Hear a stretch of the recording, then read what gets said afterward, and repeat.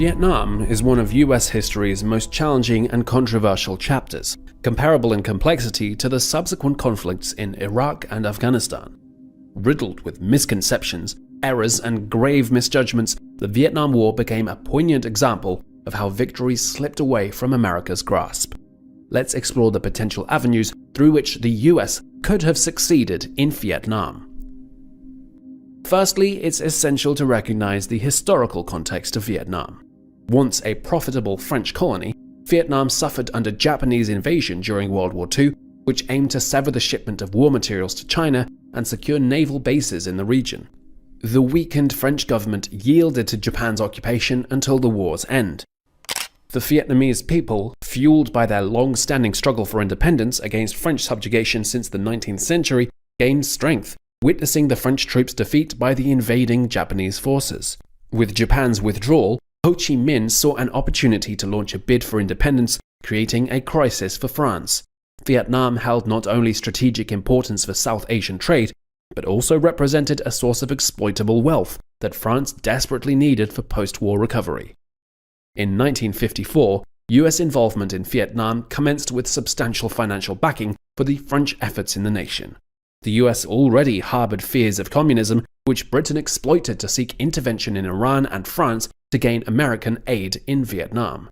The European powers successfully amplified the political fear of the domino effect, painting a bleak future where the US would be surrounded by communism. This fear alone was enough to sway the US into entering the war. Curiously, Ho Chi Minh, upon hearing of US involvement, felt personally devastated. His distress did not stem from the fear of confronting a global superpower in battle, but rather from his admiration for American independence movements, its constitution, and its declaration of independence. Minh genuinely believed that if the US intervened, it would support the fighters seeking to end their colonial oppression, rather than siding with the colonial power. Tired of being exploited by European powers, Vietnam sought independence rather than fueling Soviet influence. The US erred by supporting South Vietnam, unaware of its disinterest in a Western-style democracy. Successive dictators weakened the South, while the US failed to grasp the people's wariness of oppression. The South Vietnamese government's atrocities pushed civilians to the north, where communist forces secured victories. Aligning with the wrong side, the US missed supporting those seeking freedom, revealing a grave mistake in its approach. Chapter 2: Understanding Vietnam, Overcoming Misconceptions and Embracing Nuance. America's limited perspective often shapes its approach to conflicts, expecting clear distinctions between good and bad. Driven by European-fueled communism fears, the US wrongly equated North Vietnam with the Soviet threat. In the late 1950s, the US's fatal mistake was painting all communists with the same brush. Failing to grasp the historical animosity between Vietnam and China, the US feared Chinese involvement and misunderstood Vietnam's potential. Differentiating nations from their governing systems could have led to a stronger partnership, even with a communist Vietnam. Understanding nuances could have avoided a catastrophic war and fostered regional cooperation. Chapter 3: The Pitfalls of Limited Engagement. Within certain circles at the Pentagon, the term limited war still resonates as a buzzword today. The underlying concept appears straightforward: engaging in conflict with constrained objectives to minimize political backlash and mitigate risks. The approach was embraced by the United States during the Vietnam War, driven by the fear of entangling China in another regional war. China's involvement in the Korean War had nearly led to the defeat of the United Nations forces, forcing a hasty retreat to the demilitarized zone. Wary of triggering a catastrophic World War III, the US cautiously adopted a limited war strategy in the latter stages of the Korean conflict. President Truman explicitly prohibited strikes on targets inside China, avoiding the risk of escalation and the Soviet Union's intervention. Consequently, US bombers could not hit Chinese staging areas, supply depots, and airfields. However, Truman's line of thinking had a significant flaw. China was already at war with the United States, and the Soviets were providing substantial support, from weapons to fighter pilots. The conflict had already escalated, rendering the decision to refrain from striking military targets in China detrimental to the UN's efforts to defeat the North Korean forces. Chinese and Soviet aviators enjoyed the freedom of operation, and China could conveniently resupply its troops in Korea without interference. Moreover, China could wage the Korean War without suffering any significant economic consequences, which could have deterred their continued support for North Korea.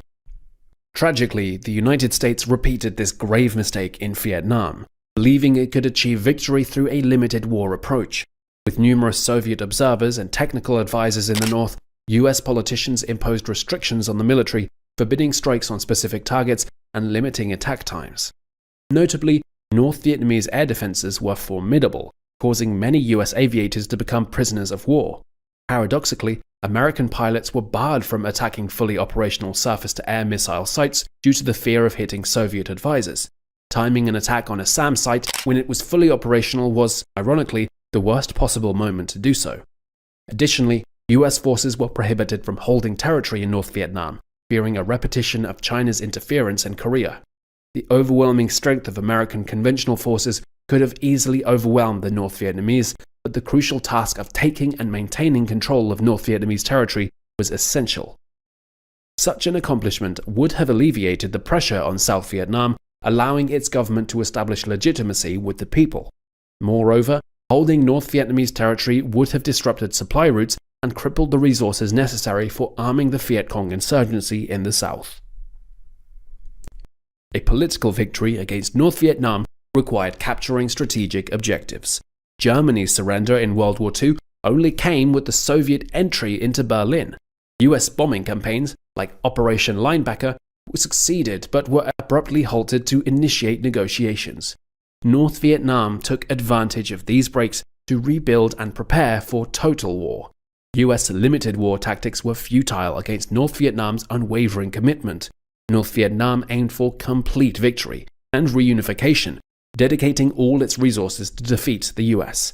America's failure to understand this led to struggles in Iraq and Afghanistan. The limited war needed clear objectives, demoralized troops, and allowed Viet Cong to operate freely in South Vietnam due to insufficient elimination of their northern support. Chapter 4: The decisive role of the Ho Chi Minh Trail in Vietnam's victory. During a post-war interview, a North Vietnamese general was asked about his greatest fear during the conflict. Without hesitation, he pointed to American ground forces directly attacking the Ho Chi Minh Trail. This jungle superhighway served as North Vietnam's lifeline, replenishing their forces in the south and bringing in essential supplies from China. By utilizing the trail, supply convoys could bypass American and South Vietnamese military units, facing the only threat of attack from the air. To disrupt the Ho Chi Minh Trail, the United States employed a tremendous amount of aerial firepower. However, as the US repeatedly failed to recognize, air power alone could not secure territory. The neutral countries through which the trail passed prevented the US from deploying ground forces, as they feared expanding the war. Yet North Vietnam had already expanded the conflict, leaving the United States unwilling to accept this reality. It is essential to acknowledge that the American apprehension about widening the war could have potentially led to Chinese or Soviet involvement. Nevertheless, the United States had to wage total war to win the conflict. Refusing to widen the conflict guaranteed US defeat, while broadening the scope might have invited the intervention of Chinese or Soviet forces. Had the United States effectively shut down the Ho Chi Minh Trail with ground forces, the Viet Cong movement would have gradually starved from the lack of essential supplies required to sustain their war effort. Without the disruptive presence of the Viet Cong in the south, US and South Vietnamese troops could have established a genuine front line in the north, instead of being entangled in a quagmire of fire bases scattered across an insurgent-infested country.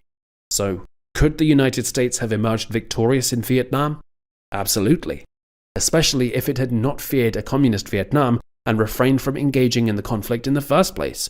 However, once involved, had the US acknowledged that any war is a total war, it could have swiftly and decisively defeated the North.